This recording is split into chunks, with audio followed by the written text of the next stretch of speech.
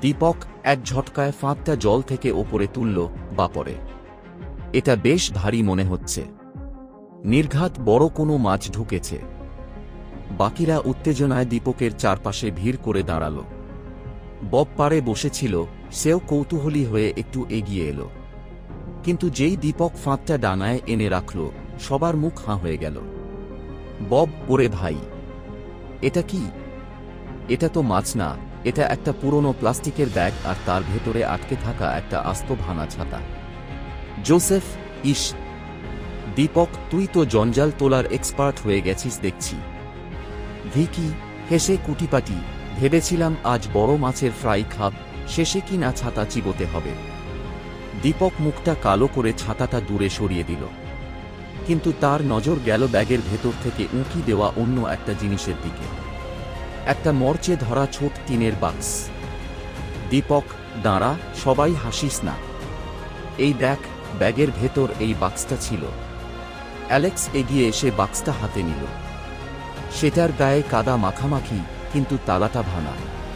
Alex সাবধানে ঢাকনাটা খুলতেই দেখল ভেতরে কিছু পুরনো সিকি, আধুলি আর একটা প্লাস্টিকে মোড়ানো কাগজ।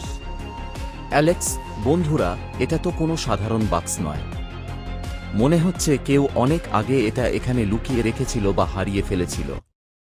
জোসেফ, খোল না কাগজটা, দেখ কি লেখা আছে। অ্যালেক্স কাগজটা খুলল। সেখানে কাঁপা কাঁপা হাতে লেখা ছিল, জলাশয়ের দক্ষিণ কোণে, যেখানে 3টে পাথর একসাথে আছে, সেখানে আসল জিনিসটা রাখা আছে। বব লাফিয়ে উঠে, আরে, এটা তো নির্ঘাত কোনো গুপ্তধনের ম্যাপ। ফ্রি ফায়ারের ম্যাপের চেয়েও খতরনাক লাগছে এটা। ভিকি, কিন্তু দক্ষিণ কোণটা কোন দিকে? সূর্য তো প্রায় ডুবে গেছে, এখন খুঁজব কি করে? সবাই একে অপরের মুখের দিকে তাকাল। যে মাছ ধরার জন্য তারা এসেছিল, সেই মাছের কথা তারা বেমালুম ভুলে গেল। সবার চোখে এখন রহস্যের হাতছানি। দীপক, দীপিকা ঠিকই বলেছিল, আজকের দিনটা আমার জন্য লাকি হবে। চল, দক্ষিণ দিকে যাই।